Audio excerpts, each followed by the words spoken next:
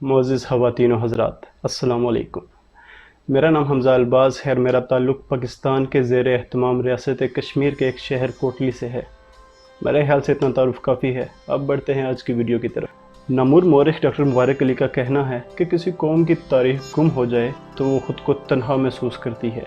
इसलिए हर कौम की ये कोशिश होती है कि वो माजी में पीछे से पीछे जाकर अपनी जड़ें तलाश करे। जिस कौम की तारीख़ जितनी कदीम होती है उतना ही वो उसके लिए फ़ख्र का बायस बनती है।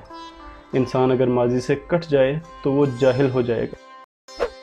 हमारी आज की वीडियो का मकसद यही है कि शॉर्ट टाइम में कश्मीर की हिस्ट्री से मुतल्लिक कुछ बातें आपके इल्म में लाई जाएँ। हज़ारों साल पहले सरज़मीन कश्मीर एक बहुत बड़ी झील थी जिसका नाम सरस्वती था और इसके इर्द गिर्द ऊंचे पहाड़ थे। देवमालाई किस्सों के मुताबिक जलोद बावा नामी आदमखोर राक्षस झील से निकलकर बस्ती में लोगों को तंग करता था। ऋषि कश्यप ने फिर उस राक्षस को मारना चाहा तो वो झील के पानी में जाकर छुप गया।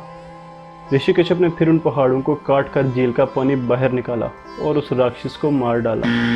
एनीवेज, जो लोग ऐसी स्टोरीज पे बिलीव नहीं करते उन्हें बर्नियर जैसे रिसर्चर्स ये खबर देते हैं कि ये इलाका ज़लज़लों की ज़द में रहा है, जिसकी वजह से पहाड़ों में छेद पड़ गए और उन्हीं छेदों से झील का पानी नीचे की जानब बह गया, जिसकी निशानी आज का दरिया जेहलम है। झील का पानी बह जाने के बाद वो झील एक मैदान की मानंद हो गई। फिर वहाँ आकर लोगों ने बसना शुरू कर दिया। दोस्तों, कश्मीर की सियासी तारीख़ का आगाज़ एक दिलचस्प वाक़या से होता है। कश्मीर का पहला बादशाह गोनिंदा अव्वल मगध के राजा जरासिंदा का रिश्तेदार था। वो जरासिंदा की तरफ से कृष्ण से जंग करने गया। उसने मथुरा का मुहासरा किया और वहीं पे मारा गया। इसके बेटे दमोदर ने भी गंधारा में कृष्ण पर हमला किया और अपने बाप की तरह वो भी मारा गया। इसके बाद दमोदर की बेवा यशोमती को तख्त पर बिठाया गया। यशोमती जिस वक्त बेवा हुई उस वक्त वो प्रेग्नेंट थी और उसके घर जिस बच्चे की पैदाइश हुई उसका नाम गोनिंदा सानी यानी गोनिंदा नंबर 2 रखा गया। गोनिंदा सानी के बाद कश्मीर पर 43 राजाओं ने हुकूमत की।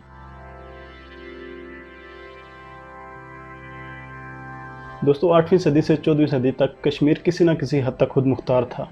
14वीं सदी में इस्लाम कश्मीर पहुंचा और आबादी का एक बड़ा हिस्सा मुसलमान हो गया और फिर कश्मीर में मुस्लिम हुक्मरानी का आगाज़ हुआ। सन 1343 में मुस्लिम हुक्मरानी का आगाज़ सुल्तान शमसुद्दीन शामिर ने किया। इसके बाद शमीरी ख़ानदान 1554 तक 211 साल हुक्मरान रहा। शमीरी ख़ानदान के बाद हुकूमत चक ख़ानदान को मुंतकिल हो गई, जो कि सन 1586 तक कायम रही। मुग़ल शहंशाहत बाबर के ज़माने से ही कश्मीर पर अपना इक़्तिदार जमाना चाहती थी, इसलिए वो बार बार कश्मीर पर हमला करते रहे और बार बार नाकाम होते रहे।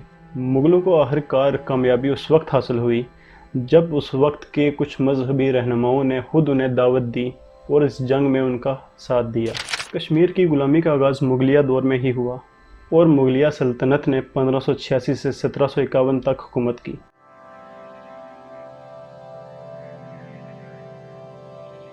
सत्रह सौ बावन से 1754 के दरमियान अफ़गानिस्तान के अहमद शाह अब्दाली ने मुग़लों पर हमला करके उनसे कश्मीर हासिल किया और कश्मीर पर अपना तसल्लुत कायम किया। अफ़गानियों ने अपने दौर में कश्मीरियों पर जुल्म व सितम की इंतहा कर दी। ख़ास तौर पर हिंदू पंडित और शिया हज़रात के साथ इंतहाई गैर इंसानी सलूक किया जाता था। पंडितों को कश्मीर में रहने की इजाज़त मिल गई थी, लेकिन इस शर्त पर कि वो दाढ़ी रखें, जूते ना पहनें और माथे पर तिलक न लगाएं। एक हुक्मरान अमीर खान था जिसने पंडितों और शियों को जेल में डुबवा दिया था। हिंदुओं की नज़र में गाय मुकद्दस जानवर है और उनके मज़हब में चमड़े को छूना या पहनना जायज़ नहीं। अमीर खान इस वजह से हिंदुओं को चमड़े के थैले में बंद करवा के मारता था। कश्मीरियों की ग़ुलामी का तीसरा दौर अफ़गानिस्तान के ज़वाल के बाद उस वक्त शुरू हुआ जब पंजाब के हुक्मरान रंजीत सिंह ने सिखों की मदद से कश्मीर पर कब्ज़ा किया। दोस्तों, रंजीत सिंह के अंग्रेज़ों के साथ कुछ मायदे हुए थे जिनकी तकमील ना होने पर अंग्रेज़ों ने रियासत कश्मीर की हुक्मरानी का सौदा एक सरदार गुलाब सिंह के हाथ 75 लाख रुपए में किया। अफ़गानों के दौरे हुकूमत में जुल्म व सितम की जो कसर बाकी रह गई थी वो सिखों ने आकर पूरी कर दी। रंजीत सिंह का दौरे हुकूमत 27 साल तक रहा और ये 27 साल दौर अहले कश्मीर के लिए जुल्म व सितम का बदतरीन दौर गिना जाता है। इसके बाद डोगरा ख़ानदान की 100 साला हुकूमत का आगाज़ होता है, जिसमें महाराजा गुलाब सिंह, महाराजा रणबीर सिंह, महाराजा प्रताप सिंह और महाराजा हरी सिंह जैसे नाम शामिल हैं। महाराजा प्रताप सिंह जब फोत हुआ तो उसका कोई बेटा नहीं था। इस वजह से उसके भाई अमर सिंह का बेटा हरी सिंह तख्त व ताज का वारिस करार पाया। दोस्तों, तख्त नशीनी के वक्त हरी सिंह की उम्र 30 बरस थी। चूँकि हरी सिंह एक तालीम याफ्ता नौजवान था, इसलिए पढ़े लिखे तबके ने उससे काफ़ी उम्मीदें वाबस्ता कर ली। ہری سنگھ فرسٹ ورلڈ وار میں ذاتی طور پر دفاعی بجٹ کے لیے 43 لاکھ روپے کا عطیہ دے چکا تھا۔ اس کے علاوہ وادی کشمیر میں قحط کے خطرے پر قابو بھی ہری سنگھ کی کوششوں کی وجہ سے پایا گیا، لیکن کچھ ہی عرصے کے بعد ہری سنگھ نے نیپوٹزم شروع کر دیا۔ انتظامیہ کے ہر شعبے کا سربراہ سکھوں یا راجپوتوں کو منتخب کیا جاتا۔ فوج کو ڈوگرا راجپوتوں کے لیے مخصوص کر دیا گیا۔ کشمیری ہندوؤں اور کشمیری مسلمانوں پر فوجی ملازمت کے دروازے بند کر دیے گئے۔ البتہ ہندو ڈوگرے یا مسلمان ڈوگرے فوج میں بھرتی ہو سکتے تھے یا پھر گورکھے یا پنجابی سکھ فوج میں ملازمت کر سکتے تھے، مگر کشمیر کا نہ کوئی ہندو نہ ہی مسلمان فوج میں ملازمت کر سکتا تھا۔ دوستو 1921 میں بڑی مشکل سے مسلمانوں کو ایک تنظیم بنانے کی اجازت مل گئی، جس کا مقصد مسلمانوں کو قرآن کی تعلیمات سے آگاہ کرنا تھا، مگر ساتھ ہی پولیس کو اس تنظیم کی سرگرمیوں پر نظر رکھنے کا کہا گیا۔ 1929 میں کچھ اعتدال پسند مسلم سیاستدانوں نے مہاراجہ کے سامنے ایک پٹیشن پیش کی، جس میں سرکاری ملازمتوں میں مسلمانوں کی نمائندگی کو ناکافی قرار دیا گیا۔ اس سلسلے میں پرائیویٹ طور پر یہ قرار پایا کہ کم سے کم 50% اسامیاں مسلمانوں کے لیے وقف کر دی جائیں، لیکن اس پر عمل نہ ہونے کے برابر ہوا اور ڈسسیٹسفیکشن اور بڑھ گئی۔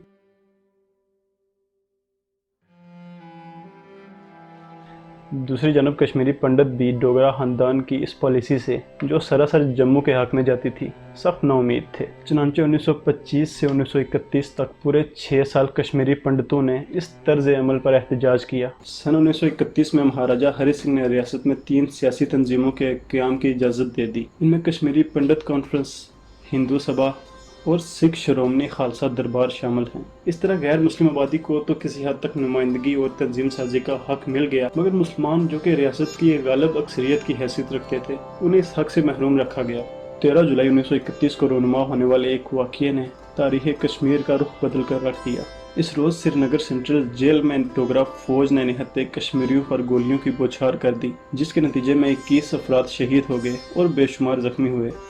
دوستو اس واقعے کے بارے میں شیخ عبداللہ کہتے ہیں کہ 13 جولائی کو کشمیریوں پر گولیوں کی برسات ہوئی تو مجھے یوں محسوس ہوا جیسے ہر گولی نے میری چھاتی میں سوراخ کر دیا ہے۔ شیخ عبداللہ مزید کہتے ہیں کہ میں ایک زخمی کو سنبھال رہا تھا تو اس نے دم توڑتی ہوئی آواز میں مجھ سے کہا، عبداللہ میں نے اپنا کام کر دیا ہے، اب تم بھی اپنا کام کرو اور آگے بڑھو۔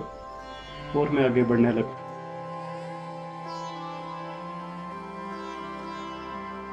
یہ 1931 کا سال تھا جب کشمیری عوام کے ذہنوں میں پکنے والا لاوا اچانک پھٹ پڑا۔ شیخ محمد عبداللہ ایک 25 سالہ بے روزگار نوجوان تھا جسے آگے چل کر کشمیر کی تاریخ میں اہم کردار ادا کرنا تھا۔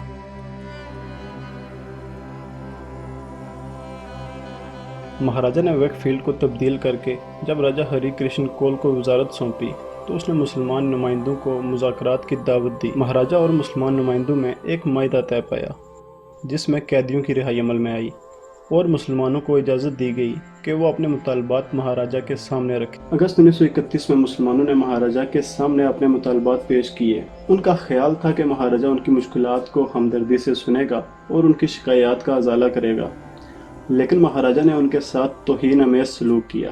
اس کے بعد علامہ اقبال کی کوششوں سے کشمیری عوام کی شکایات کے لیے ایک گلیمسی کمیشن کا قیام 12 نومبر 1931 کو عمل میں لایا گیا۔ نومبر کے آخر میں کمیشن نے اپنا کام شروع کر دیا اور اپریل 1932 میں رپورٹ بنا کر بما سفارشات مہاراجہ کے سامنے پیش کر دی۔ اس رپورٹ کی روشنی میں مہاراجہ نے احکامات جاری کر دیے جن کے تحت عوام کو اپنی قانون ساز اسمبلی منتخب کرنے کا حق دیا گیا۔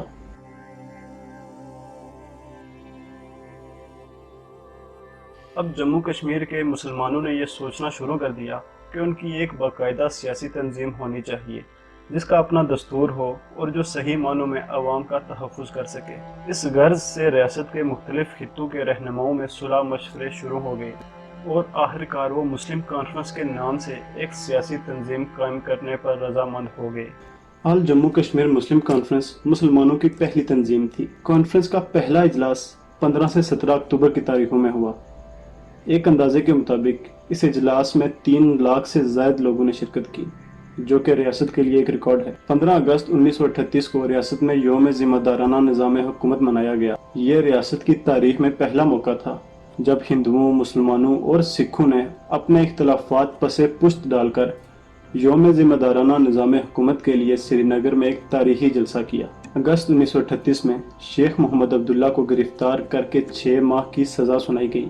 इसके अलावा चौधरी गुलाम अब्बास, बख्शी गुलाम मोहम्मद, पंडित जियालाल, पंडित प्रेमनाथ और दीगर रहनुमाओं को गिरफ्तार कर लिया गया। जून 1939 में मुस्लिम कॉन्फ्रेंस का नाम तब्दील करके all Jammu Kashmir national conference रख दिया गया। नेशनल कॉन्फ्रेंस की क़यादत में इख्तलाफात ने जन्म लिया जो रोज बरोज बढ़ते गए। इन्हीं इख्तलाफात की वजह से चौधरी गुलाम अब्बास ने नेशनल कॉन्फ्रेंस से इस्तीफा दे दिया और साथ ही दीगर कई रहनुमाओं ने भी इस्तीफा दे दिया। 1946 में नेशनल कॉन्फ्रेंस ने डोगरा हुकूमत के खिलाफ कश्मीर छोड़ दो की तहरीक शुरू की। उनका मौक़िफ़ था कि माहिदा-ए अमृतसर एक गैर इखलाकी और गैर कानूनी माहिदा था। डोगरा हुक्मरानों का कश्मीर पर कोई हक नहीं था।